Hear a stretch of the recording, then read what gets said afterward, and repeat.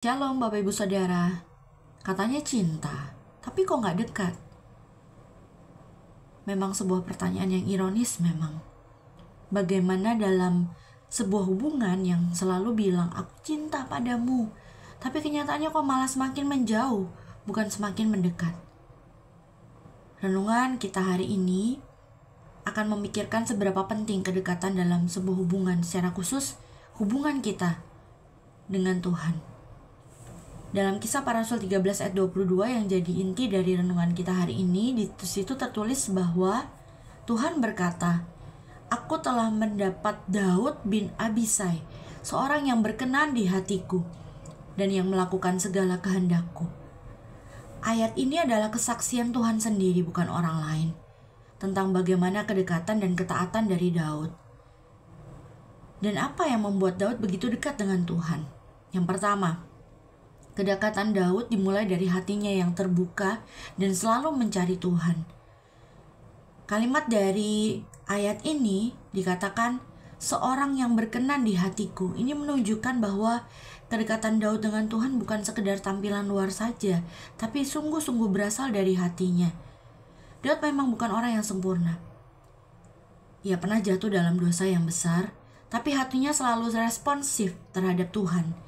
Ketika ia ditegur, ia bertobat. Ketika ia salah, ia merendahkan diri. Ketika bingung, ia mencari Tuhan, bukan mencari yang lain atau bahkan mengandalkan diri sendiri. Bahkan mazmur-mazmurnya adalah bukti nyata dari kedekatan hati Daud dengan Tuhan. Penuh pujian, keluh kesah, permohonan, dan penyembahan yang jujur. Ini tentu bukan hubungan yang formal, tapi sebuah relasi yang begitu dekat, intim dengan Tuhan. Hatinya terus terbuka untuk Tuhan masuk, berbicara, bahkan menegur. Dan inilah alasan Tuhan menyebutnya berkenan di hatiku. Lalu poin yang kedua, kedekatan Daud terbukti lewat ketaatannya kepada kehendak Tuhan. Kalimat lanjutan dalam Kisah Para Rasul 13 ayat 22 ini dikatakan, yang melakukan segala kehendakku. Di sini menunjukkan bahwa kedekatan Daud tidak terhenti hanya di perasaan saja, tapi menghasilkan sebuah tindakan.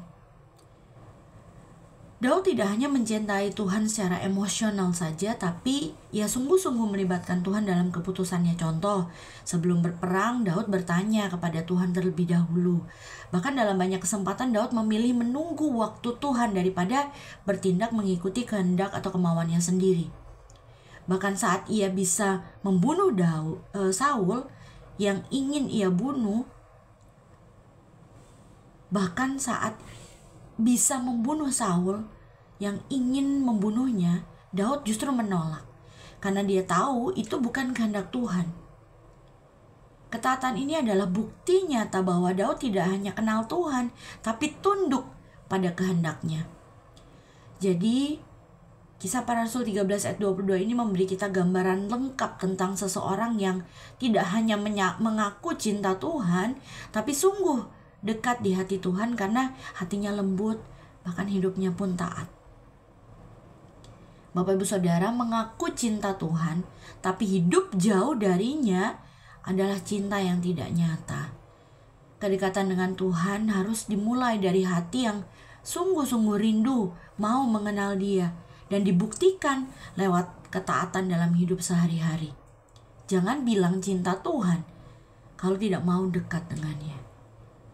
Dan percayalah, hati yang dekat dengan Tuhan akan selalu dimampukan untuk hidup taat, bahkan dalam keadaan yang paling sulit sekalipun.